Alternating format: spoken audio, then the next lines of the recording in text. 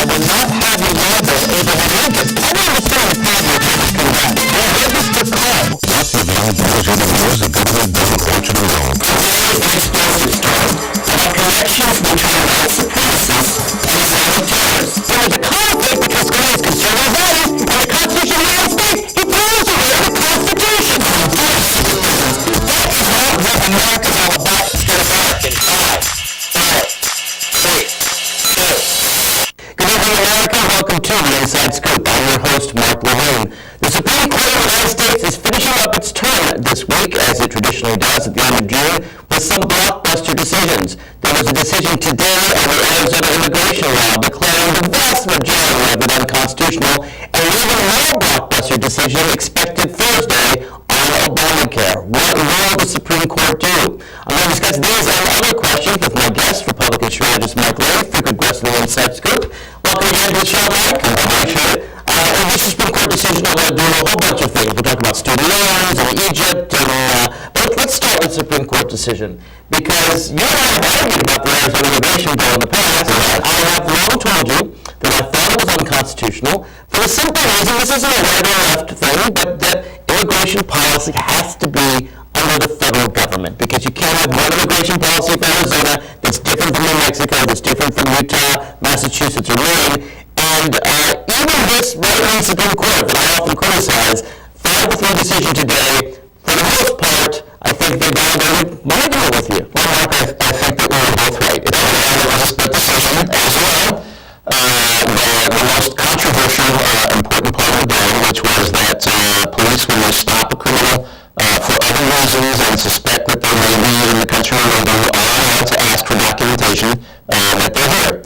The question is, what do we do with the answer then? And apparently nothing.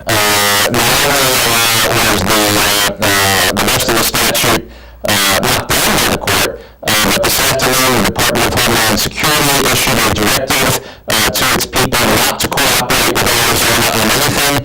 And so if there's a person who's arrested for a crime and they confess to doing an illegal alien, and the Arizona notifies the Department of Homeland Security, Department of Homeland Security employees have been ordered to hang up on the state of Arizona. Now, as you said, you clearly have a split decision. What they had, it was vastly more on my side than yours. There were 4 main provisions, 3 of which were completely struck down as unconstitutional. Things like requiring people to carry their papers with them at all times. Now, that one's really important, because that doesn't just affect immigrants, that affects citizens, and particularly Latino American citizens, who are the most likely to be stopped by people like Sheriff Joe Arpaio, who, as I'm sure you know, the sheriff of Maricopa County, which includes Phoenix, and himself is embroiled with the Justice Department because of allegations of racial profiling that, from all indications I've seen, are true, but he'll get his day. So it was very important to say you don't have to carry papers. You're an American citizen. You don't have to carry papers.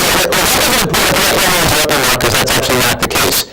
The court did say that the state of Arizona does not have the right to do that, but it is still federal law that you do have to carry your papers, and under federal law you can be questioned, and federal agents can take you into custody. It's only represented in the state of Arizona. The federal law still requires you to carry your papers. Yes, but that federal law, as you know, is almost never enforced. And it's not enforced for a reason. It's a very good law that's practically never been enforced, not just by President Obama, but by President Bush or Ronald Reagan or any of them, because it tends to harm American citizens, this papers requirement. If you're driving, you have a driver's license. That's certainly true. But if you're walking on the street, there's no requirement in the law that an American citizen carry papers. And since there's no requirement for an American citizen, the requirement that an immigrant carry papers, I think, is, it's unenforceable. It's not just hasn't been enforced, it's unenforceable. All you have to do is say, someone says their papers, they say, I don't need to carry them. You do have to carry them. The law requires you a citizen. If you're not a citizen, the law requires you to carry them, whether you're walking, whether you're driving, whether you're doing handstands, or just swimming at the beach, you have your papers with you. Swimming at the beach, very hard. I don't know what they're going to put it in your beach bag. Put it in your beach bag. Look, the heart of it is that because this requirement is really unenforceable, and the reason it's unenforceable is because there is no requirement for American citizens. If there was such a requirement, then you could enforce the statute. But because there's no requirement for American citizens, what cops were doing in Arizona and a few other places is stopping Latino-looking people and saying, hey, where are your papers? papers, and then if they're citizens, they say, I don't need papers, and frankly, anybody can say that, just like a citizen can say that. It's really not. I actually would disagree with you. It's not that they're just stopping people. It's that you had to be stopped for another crime. You had to be, you had to come to law enforcement's attention for another legitimate law enforcement reason, such as running a red light, such as knocking off a convenience store, something like that. If you were stopped for that or detained, then and only then could you be asked for your status. So here's the thing. Here's what the Supreme Court said. You can still ask people for their status. Cops can ask whatever they want. People can show whatever they want. But at the end of the day, it's not up to Arizona to enforce immigration law. It's up to the federal authorities. And President Obama, as you also know, just last week, I thought made a very important distinction among those who are undocumented in America. To distinguish between those who have committed crimes, those who have knocked over convenience stores, and those who may have run a red light or may have committed no crime at all. It made the point that the INS, or whatever they call it these days, the ICE, yes, the Immigration Customs Enforcement Service, I was better to change the name, it's not INS, but they're going to focus on hardened criminals, the ones who knock over convenience stores, drug dealers, and the like. They're not going to focus on particularly minors, people under 18, who didn't come out of their own free will, came because of their parents, and frankly haven't knowingly committed a crime. And I'm interested in knowing what part of the law the president based that decision on.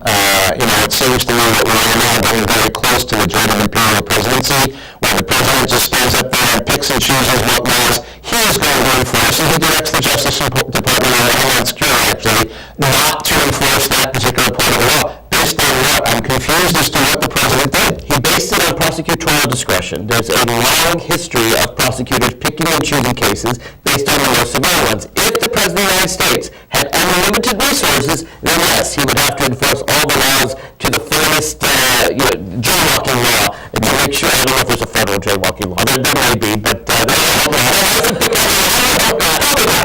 some picking federal laws. The point is that any prosecutor's office, whether it's the Department of Justice or the state police, has to pick and choose among cases. They don't usually enforce the jaywalking laws, and they don't usually enforce illegal immigrants who've arrived at age 4 and haven't committed a crime since from school. They're focusing on limited resources on the most severe criminals. What's wrong with that? There's nothing wrong with that. I agree with you 100%. Prosecutorial discretion is a good thing. I don't think this is prosecutorial discretion. This is not a prosecutor looking at his case now and deciding what he's going to do. This is the director, the secretary of the Homeland Security telling their people not to enforce that particular part of the law. It's not prosecutorial discretion. It's making laws by fiat from the White House. I researched this. I could not find, I'm not saying it's not going to, I could not find ever a blanket directive where people were directed not to enforce that particular thing. It's always been an individual prosecutor making that decision. I'd ask you to go back and check your research. President George W. Bush, there was a decision made for Liberian immigrants that because of the situation in Liberia, that there's a blanket word that Liberian immigrants, because of refugee issues and so forth, would not be prosecuted under the illegal immigration statutes. Look it up. It's a smaller group of people. We're talking about 3 to 4 million people. As opposed to 15 million. Maybe 50,000, I don't know. But no, clearly it's a small number of people. But the point is that the President of the United States has the power to direct resources, and not just as a prosecutor, but also as sort of the federal chief of police. You agree with me that the state police chief can say to his officers, look, we have a rash of drug dealing, so I want you to take cops away from speeders. We're not going to go after speeders right now. Yes, speeding is a bad thing, but the gun crimes or the drug crimes are more severe, and we're going to focus on them and not let the people go over 55. We'll leave them alone for now. Clearly, they can do that under state law. Why can't the president do the same thing under federal law? I think it's different. What you just described from the chief of police is talking about that we're not going to focus on these other lawbreakers. And what the president didn't say, he didn't say we're not going to focus on other lawbreakers. He said we're going to let other lawbreakers get away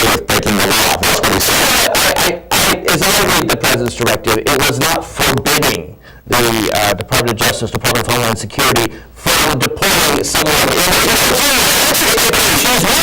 Wasn't the president who did it? Wasn't it the Secretary of Defense that charged him with this? And who died who left her in charge? She's in charge by virtue of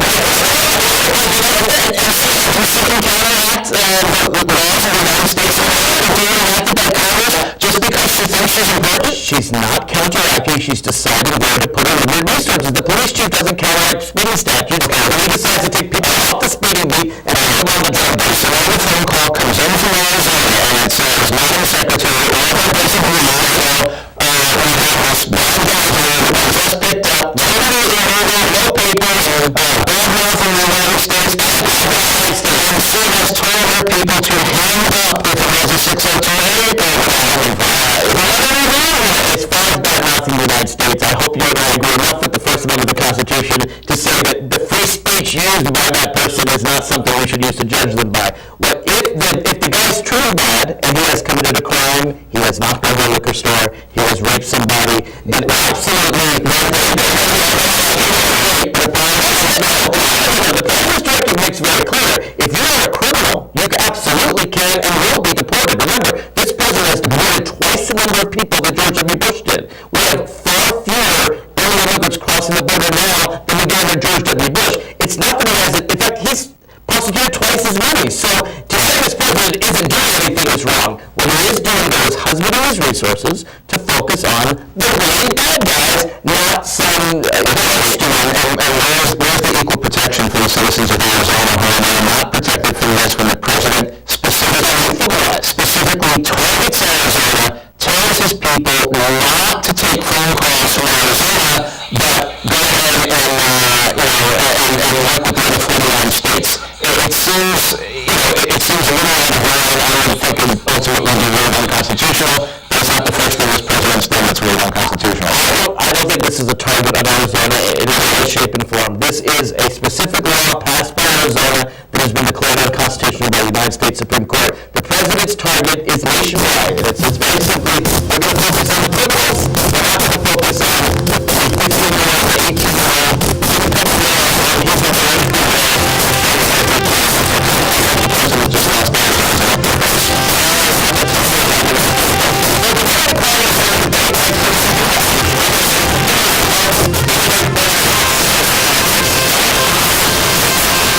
easy for some people, but for others, it might take a little more work. And for those who haven't started, there are still things you can do. Like getting wrapped up with high-interest credit cards. You diversify with your investments. Don't put all your eggs in one basket. Your financial goals are not out of reach. The choice is clear. A happy ending, choose to save.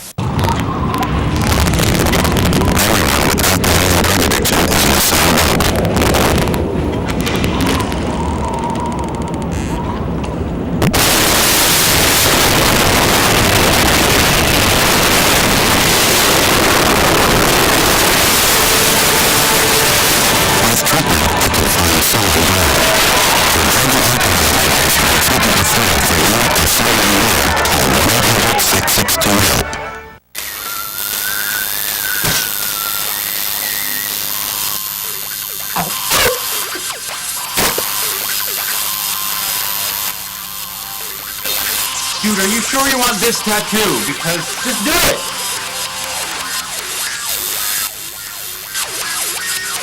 Some mistakes in life are permanent. Like hearing loss. To learn how to protect your hearing, visit asha.org. You've probably heard about heart disease, but did you know that it's the #1 killer of women nationwide? Heart disease claims more lives each year than breast cancer, lung cancer, or strokes combined. But there are steps you can take to protect yourself against it. For more information on how you can prevent heart disease, contact your local American Heart Association or visit their website at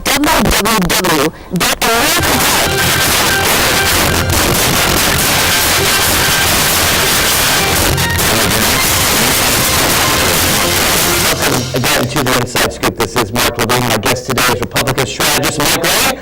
We don't always agree. In fact, we rarely agree, but we do agree that it's important forward to discuss these issues, and I encourage you to call in as well at 888-48-MARK, 888-488-6275. Before I finish immigration, it was interesting because there were dueling speeches given by President Obama and the Republican nominee Mitt Romney on immigration. And President Obama, of course, supported the DREAM Act, something he's long supported, the idea that people who came to this country, I think it's younger than 15, and then go to college or serve in the armed forces, have a chance at green card and citizenship.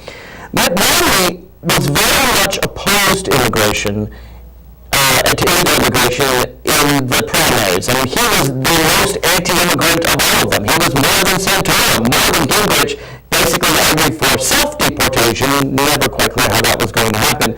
But in his speech before a group of Latino Republicans, he really seemed to tone it down. I really thought that Etch-a-Sketch moment. He didn't really seem to say much of anything. I heard that speech, and I frankly couldn't tell what his position was. His tone was happy and peaceful, but his policy is a little muddled, isn't it? What is his policy? There's a key difference between where the president is and where Mitt Romney is, and that's in how far you go to understand and try to work with the people who are here through no fault of their own, who have kept their nose clean.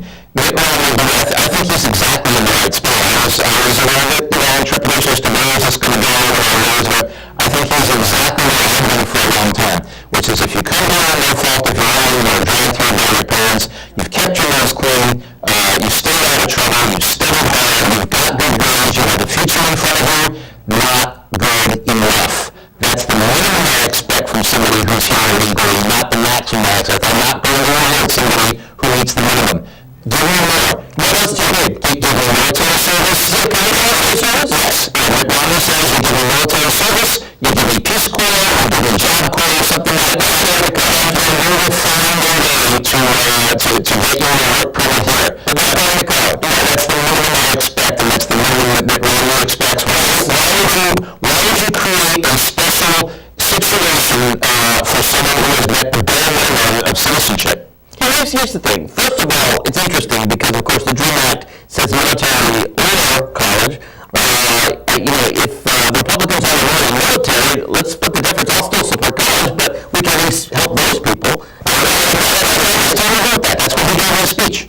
What's interesting to me, though, and what you're not, I guess, focusing on is the Etch-a-Sketch nature of it. He didn't say this stuff in the primaries. He didn't give, when Newt Gingrich said, if someone's been here 25 years, Mitt, and they haven't committed a crime, I'm not looking at that. And Mitt Romney said, no. If they've been here 25 years, self-deportation. Again, not quite sure how that happens.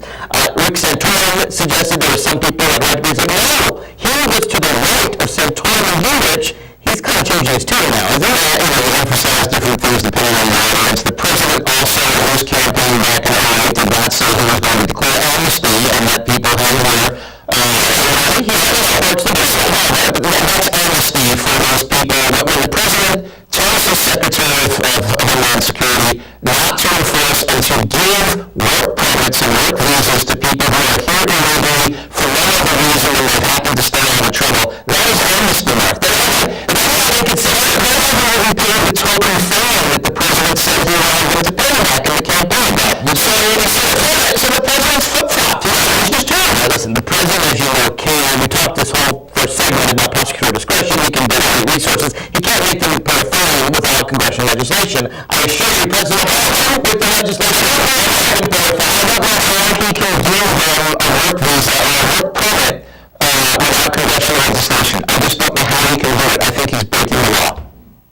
I can give them a work permit. I'll still apply for work permits. And there are certain conditions. And the conditions are that you're here legally or specifically denied if you're not here legally. The president said, well, we're just going to have that. And if they're not in trouble, and then between the ages of 15 and 30, where that comes from, we're not people over 35, then you get a work permit.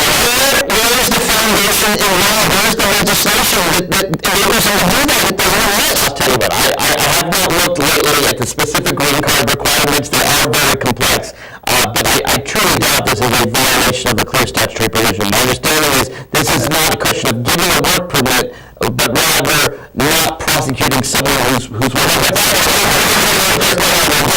work permits that are actually because I need to get to understand why people break the law. Yes, we do. It's important. Let's move on, though, to another Supreme Court decision, probably a more important one. Actually, I'd say clearly a more important one, and that has to do with the Affordable Health Care Act.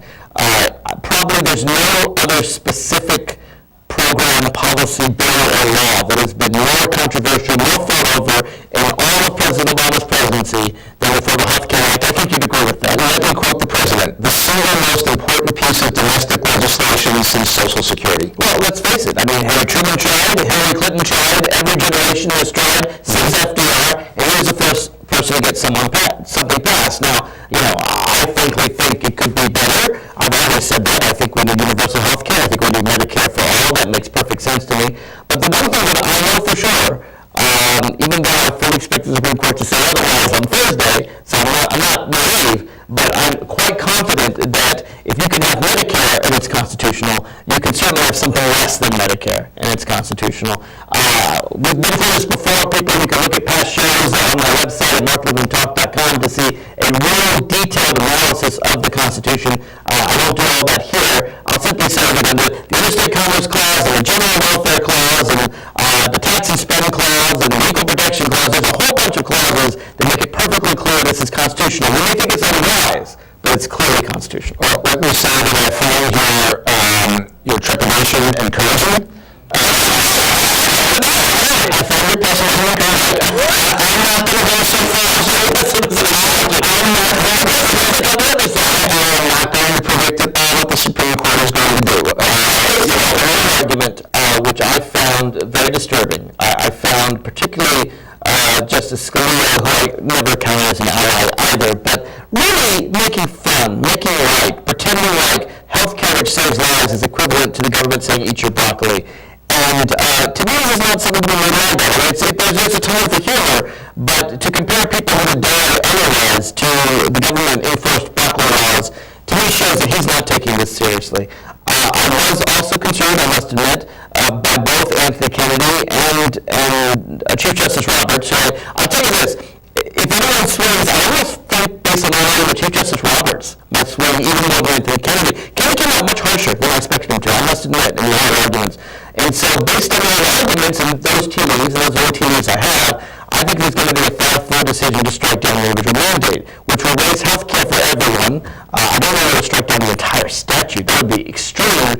But at the end of the day, these are decisions that the federal government should make. And if you don't like them, elect a new president, elect a new Congress. The whole reason we have a Constitution and more Articles of Confederation is to have national solutions to national problems. This is clearly a national problem. And if this court strikes it down, I think they'll be acting, outside the Constitution. Well, first of all, the founding fathers never intended each state to be the same. There's no, exactness, replication, duplication. State to state, absolutely, they're supposed to be different. And so there's not supposed to be necessarily a national solution to everything. Each state is a place where, they work on the problems within that state. Some do it better than others. That's the advantage or disadvantage of living in that particular state. That's the way the founding fathers intended it to be. That's the way they thought it was going to be. Let's get to that health care is an interstate commerce issue, that people cross state lines and get health care across state lines. I mean, come on, this is not a question of your local police force. Mark, remember, I'm the one who has been arguing since the beginning that we have to have plans that can market across state lines, that we can't do it. It's an interstate commerce. We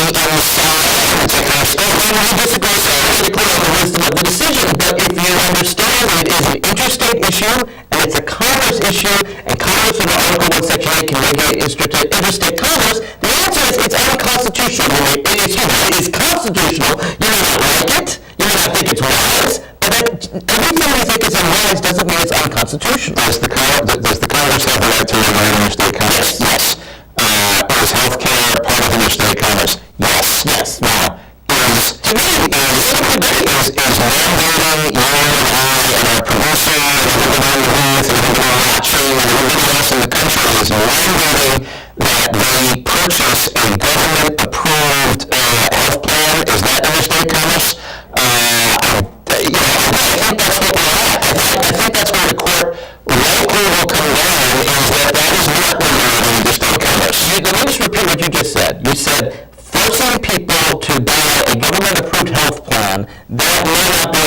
farmers. What is Medicare if not forcing people to buy a government-approved health plan? It's taken out of our taxes, out of our payroll taxes, out of our money. We're forced to buy it. And so I'm going to suggest to you that Obamacare is unconstitutional, Medicare is unconstitutional. If you structure it like the Canadians, where you've got a single payer, where you're taking it in taxes from the people and you're driving as a benefit, I think you probably have an argument that, that's Medicare. Forcing you or forcing me to enter the market and to pick and choose among 10 different Medicare is we're not going out there and buying plans. We're just a plan. Well, might as well. Like when I'm taxed, I'm on my payroll taxes, and they take out my FICA. They are forcibly taking money away from me that I could have used to care for me and my health. To me, again, you can make a debate, but what choice you get in Medicare? You just you get the business it's still an unsatisfactory choice. I mean, Medicare's more stricter part B is that right, that's my point. This is more than Obamacare. If anything, you could argue that Obamacare is constitutional, but Medicare is not because it restricts your freedom even more. But once we agree that Medicare is constitutional, you got to agree that Obamacare is constitutional. Because you're going about it an entirely different way. You're not taxing me. You are ordering me under penalty of prison to go into the market and purchase something that I haven't purchased before. The broccoli analogy is entirely appropriate. If I never bought broccoli, why would the government tell me to go and buy broccoli on Tuesday nights and have it from there? This is a very important distinction, and one that I think it's lost on your side of the debate. And I'll put it on this, that you absolutely cannot go to prison for not purchasing health care. The way it works is this. It's not there. What it says is the IRS, all right, taxes you more if you don't buy health care, just like the IRS taxes me more because I don't have any children. That's just the way it works. If I have a tax code, if I put it up, it's not the future. I think about it. I can't just do it. Well, if you put it on a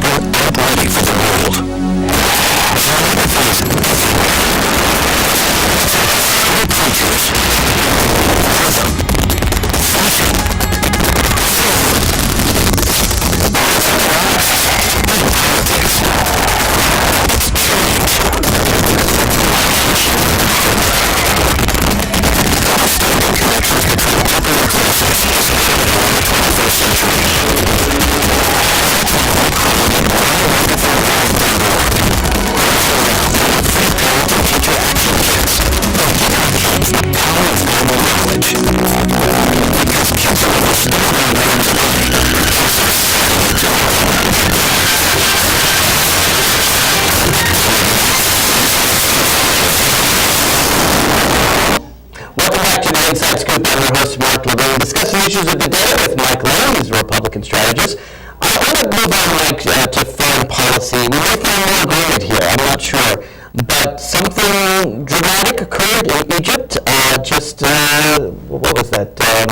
Was it yesterday? It was the weekend. Yeah, it was yesterday, I think, when finally the elections officials, the people really who are appointed by the military, the Supreme Council of Armed Forces, it seems to be in charge right now. They were appointed by the former dictator Mubarak. They're in charge. They're the ones who said that the parliament is dissolved. They said that which candidates could run for president. But lo and behold, despite all the restrictions of SCAF, what I've heard people call it, SCAF, the Muslim Brotherhood candidate, Mohammed Morsi, does appear to have won a free and fair election. In my view, I'm worried about both sides. I don't like the Mubarak government. I don't trust SCAF. I certainly don't trust the Muslim Brotherhood. But maybe I'm a true optimist that in the hope that with this president who has a lot of popular support, not so much because the Muslim Brotherhood has popular support in my view, but because he's not Mubarak, he's not representing the government, and that between his interests and the Egyptian government's interests, the military's interests, perhaps they can actually do something to help Egypt. Is there any optimism here? If your pessimism on the Supreme Court was encouraging to me, your optimism here is not. I don't see anything good coming of this. Because I don't think Morsi's going to be in complete charge. I don't know that the military is going to be in complete charge. And since I don't like either of them, I'd rather they fight each other than I'm sure the military is a stabilizing influence. They're a moderate influence. They're the protesters on square. They kept the peace and enforced the peace treaty with Israel for the last 30 years. Without the military exerting that kind of influence, the Muslim Brotherhood would activate the treaty with Israel, and the Sinai would become, in short order, another war zone. I don't think so. Let me tell you that. I think the treaty with Israel benefits Egypt as much as it benefits Israel, maybe even more so. Egypt does not want a war with Israel. Even the Muslim Brotherhood of Egypt does not want war with Israel. I don't think the Muslim Brotherhood of Egypt, despite their ties to Hamas, which is a Muslim Brotherhood movement, I think they're very different. I think that Hamas is obviously their goal is destruction of the state of Israel. But I think that the Muslim Brotherhood of Egypt understands there are going to be future elections. They've got to do something for the people, and their concerns are going to be on the Egyptian people. For that reason alone, not because they don't Israel, I know they don't, but for that reason alone, I think they certainly don't want a war. They don't want troubles with Israel. They're likely to keep that border relatively quiet. I wish I could share that optimism. I think what they're likely to do is to not keep the border. We have any internal pressures. You can say that the Muslim Brotherhood doesn't, want a war with Israel. Egypt does. I think the way Egypt does. I think the way they can win. I think they probably understand that they're not likely to win today.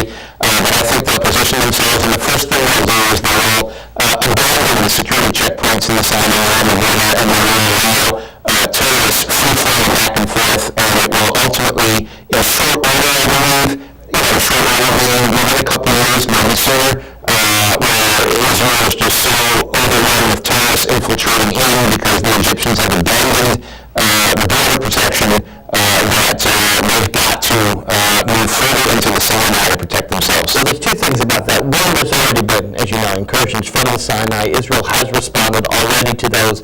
That's before Morsi came to power. So to suggest that he'd be worse than the current government's not so good either.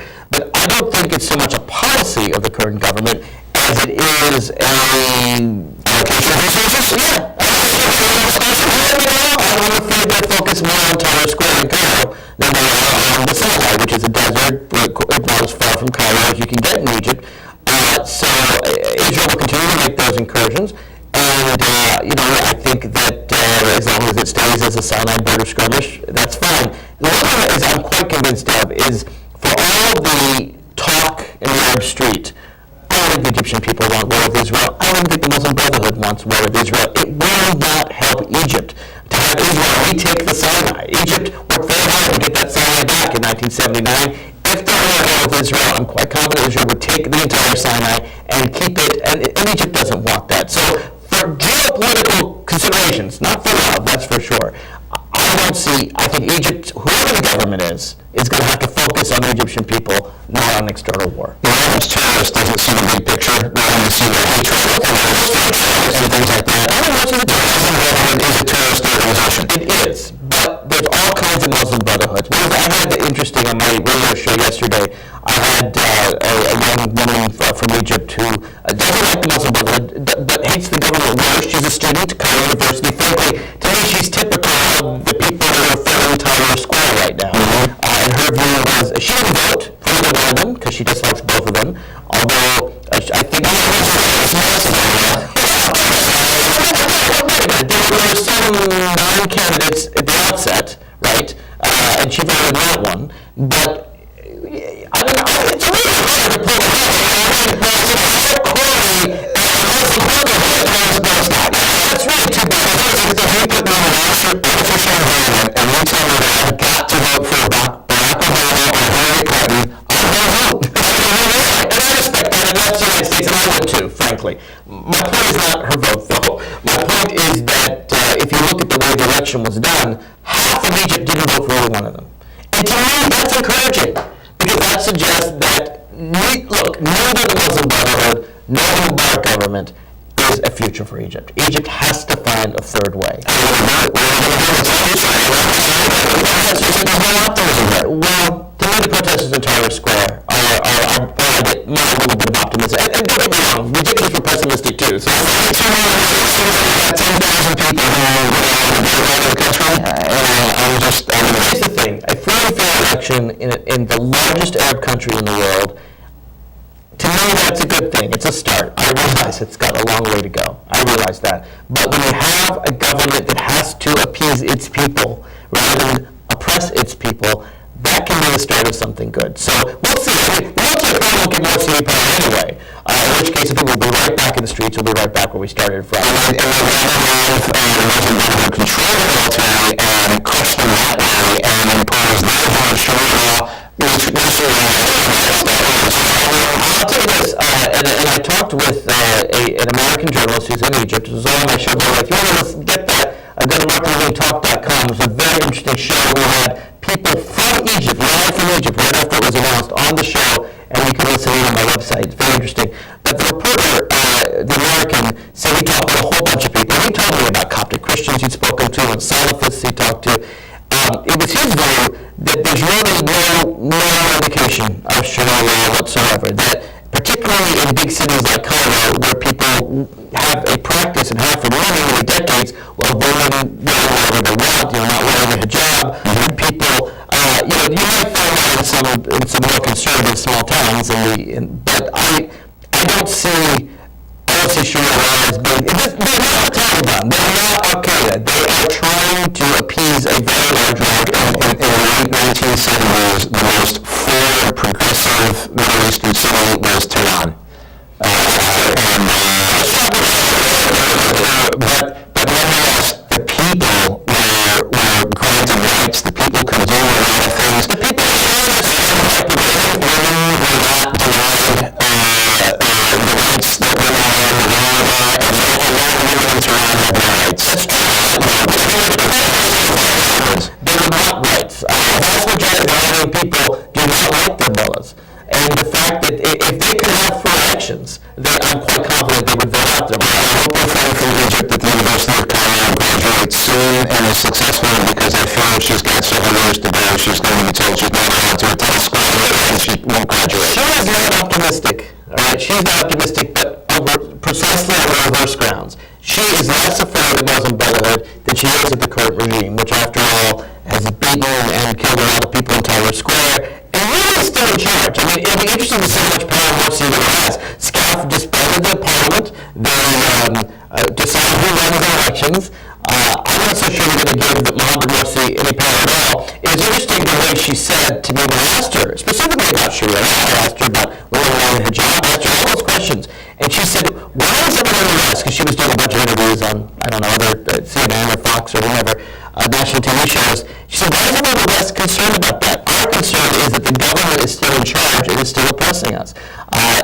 That's, Sharia law is not just because I'm concerned that the government, given the opportunity, once it consolidates its power and entrenches itself, will oppress her even more than she's experiencing now. That's my concern. The thing Egypt was that the government will never give up power, and that whatever power they give to mercy will be small. So, and they say they're pessimistic, but for different reasons.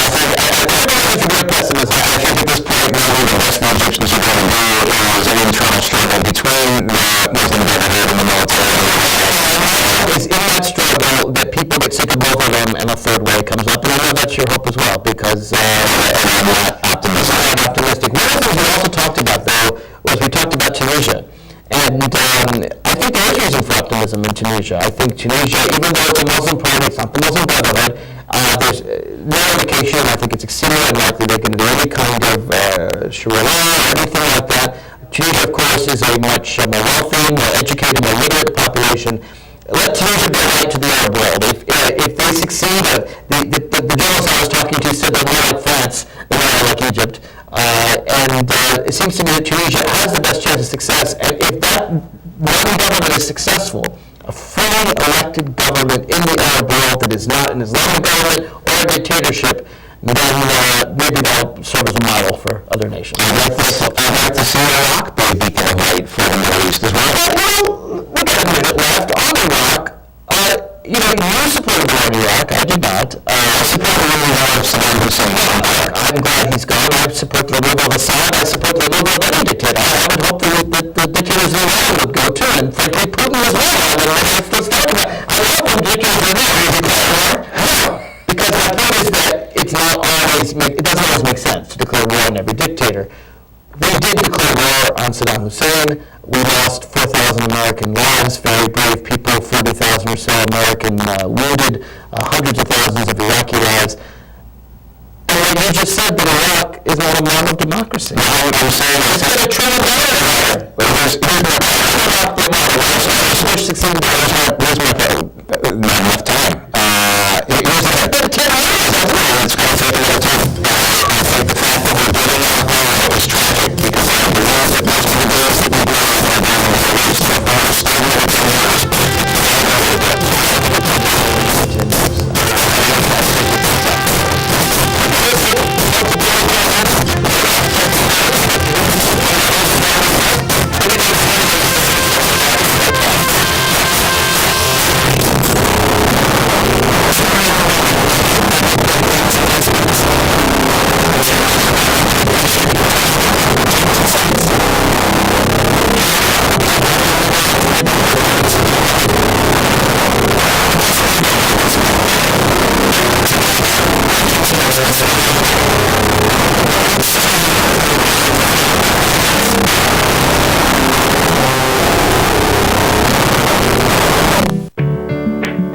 Volunteers of America, we don't just give kids a way to stay off the streets. We give them the tools they need to reach their full potential. We don't just help the elderly receive needed care. We help them live life to the fullest. We don't just provide food for homeless individuals and families. We provide job training and placement so they can buy groceries.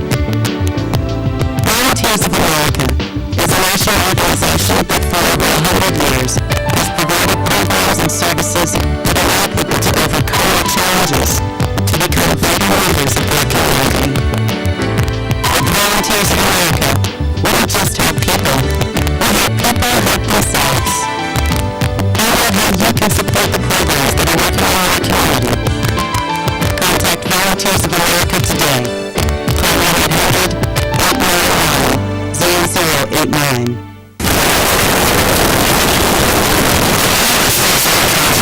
Guys, stop playing.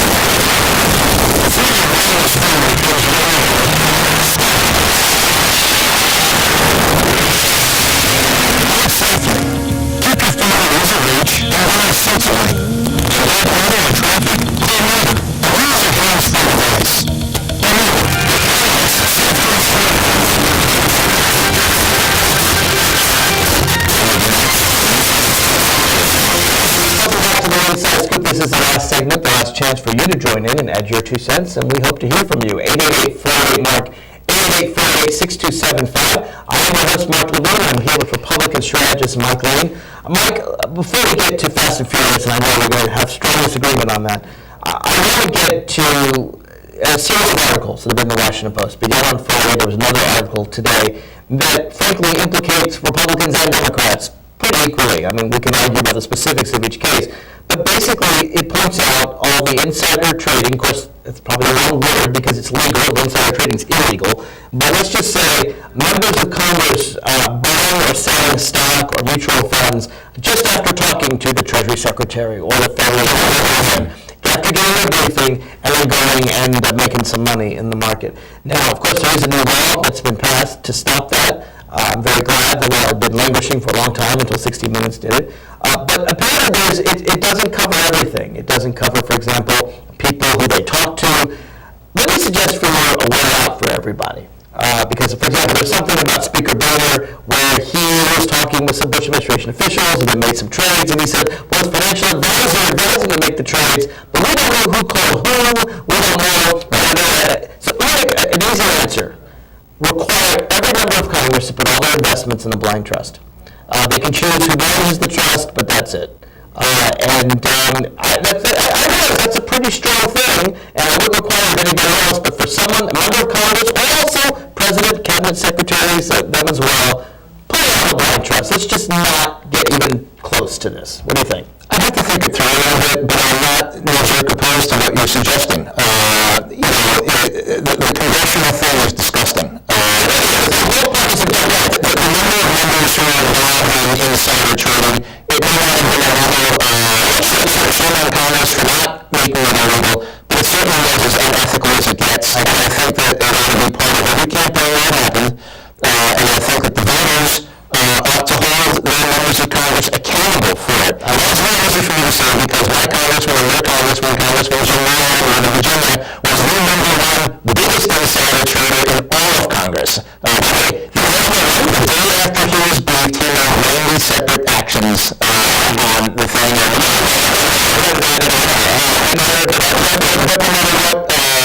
No matter what party you are or what your politics are, who you represent, it's flat unethical. The voters ought to hold members accountable for that. I agree with you, but here's what we're going to disagree. We're going to disagree about Fast and Furious. We're not going to disagree that it was a stupid, botched operation. I'd be fool to think it was a good operation. But let's talk about some facts here, because I don't think everyone knows the facts. So, in 2006, when George Bush was president, some people at the Phoenix Alcohol, Tobacco, and Firearms Agency decided they were going to trace guns to find out where they went. We've talked about the fact that tens of thousands of semi-automatic weapons are being sold in Arizona gun shops to Mexican drug dealers. And it's very easy to convert a lot of these to automatic weapons. They go across the border, and more than 10,000 Mexicans a year have died. In fact, let's face it, the Mexican drug lords have outgunned the Mexican army. I mean, they're controlling vast territories in Mexico. I think you agree with me that's a severe problem, and we should help our neighbors to the south in that regard, just in general. Not that this was the way to do it. But because of this problem, the Phoenix ATF started this program in 2006. They started tracing some guns. They did a similar version in 2009. And according to the head of the ATF, Phoenix didn't tell them what they were doing. Did not tell the National Alcohol, Tobacco, and Firearms Agency about their little plan, probably because of the 2,000 guns they were tracing, they lost 1,300 of them. So they were all embarrassed about it. They didn't find out about it. Here's what we know. As soon as National Justice Department found out, as soon as Eric Holder found out, he ended the program, he fired everybody in the Phoenix ATF. This program is dead. It was a stupid, stupid thing, but it's really hard to blame the Attorney General when the second he found out about it, within a month, he stopped the program. Right? Not quite. Look, the 2006 program is totally different from the 2009 program. How is it different? The biggest difference, I mean, there are a number of differences. The single most important difference is that it was in conjunction and coordination with the Mexican government in 2006, and when it was resurrected in the Obama administration, it was resurrected without informing or cooperating with the Mexican government. It was strictly a U.S. operation. And it was bad times, because it's a mistake to give the guns either. We're working with the Mexican authorities to try to make this happen with absolutely no cooperation inside the country of Mexico. This was It's a stupid idea, but you're not going to agree with me on that. My point is this: it was stupid. Do you dispute that the Phoenix ATF didn't tell anybody? Do you dispute that because the head of ATF, who was there, I believe, before Obama became president? This isn't a political thing. This is a bad decision. And to be fair, Holder has turned over every document requested by DOI, so the chairman of the House Operations Committee, prior to February 2011. The program was shut down prior to February 2011. So what he's saying is, you write out documents after the program was shut down. That's not how we handled it politically. That's not what your concern should be. Well, first of all, let me say this. I have no problem with where we are on this now. I think that there's always going to be a power struggle between the administration and the Congress in terms of disclosure and et cetera. President Obama promised he would be the most transparent administration in the history of the country. It's clear he intends on breaking that promise. But it's clear he intends on breaking that. This is the first time executive privilege has extended as far as the president wants to do it. It's normally held from the White House. The president and his senior advisors in the White House are not allowed to ever being extended to a cabinet secretary for those things. Gonzalez, you and I had this argument 2 years ago, But it was a conversation that Gonzalez had with the president. It was not something that was contained in the Justice Department. No, we had a big disagreement about this 2 years ago. At the time, the U.S. attorneys were fired all across the nation, and there was an allegation with some evidence, as far as I'm concerned, that I saw, that U.S. attorneys were being encouraged to prosecute Democratic office holders and to let loose on Republican office holders, and when they refused, and a Republican U.S. attorney from New Mexico said this was the case, he and 7 or so others were fired. We Democrats tried to get to the bottom of it. Alberto Gonzalez and Harriet Myers asserted executive privilege. They refused to turn over documents. They were held in contempt. But to me, that's a very serious allegation. Using the Department of Justice to prosecute political enemies, that's reminiscent of Watergate. That's very different from Here's the difference. It was not just Harriet Myers. The other central figure that was alleged was Karl Rove, because he was the one that was puppeteering and signing the Justice Department to do it. And Gonzalez as well. But they were central advisors in the office of the president, and there was executive privilege applied there. But Obama claims that when was the first time he read about the paper? Well, that's what he said. He's just taking ownership of it now. Because he's extended executive privilege. I have no problem with doing this. I think that the Congress and the president are always going to have these arguments, and I look forward to this being adjudicated in the court. And I look forward to finding out what evidence of executive privilege. This is not necessarily a bad thing. This is perhaps a good thing. Yeah, actually, the Court of Appeal, we recall, they eventually found that Congress was right to declare Harriet Myers It took 2 years, by the time they did it, Bush was no longer in office. So it's a great victory. I think it's going to be a period picture. I don't think so. I think they're going to tell him to turn over documents. So it's going to be 18 months out of office by the time they tell him that. Which is why I've always believed that Congress, with the one vote for contempt, should take the person in their hands and put them in a jail cell in the Congress, which I would like to do in 1957 around. I haven't done it in a long time. And I support their right to do that, but I think this is the wrong case to do that. Look, Eric Holder has testified 9 times about Fast and Furious before When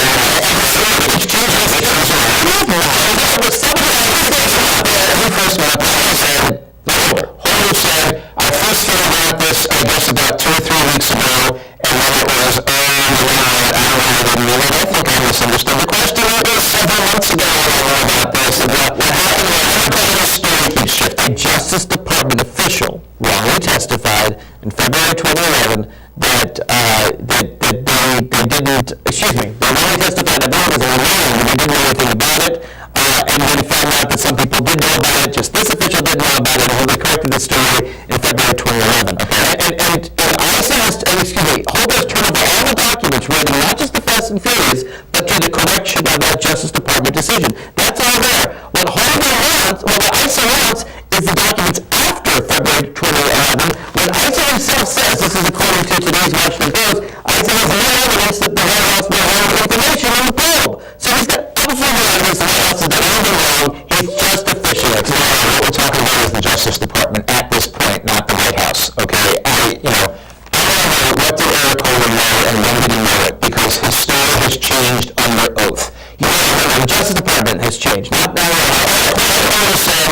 He said in testimony to Congress, I first found out about this maybe a few weeks ago, and Levine walked that back and admit publicly that he had misstated the case to Congress and that he had known about it for months. I think you have a second thing, I think it's not a October, but an official policy.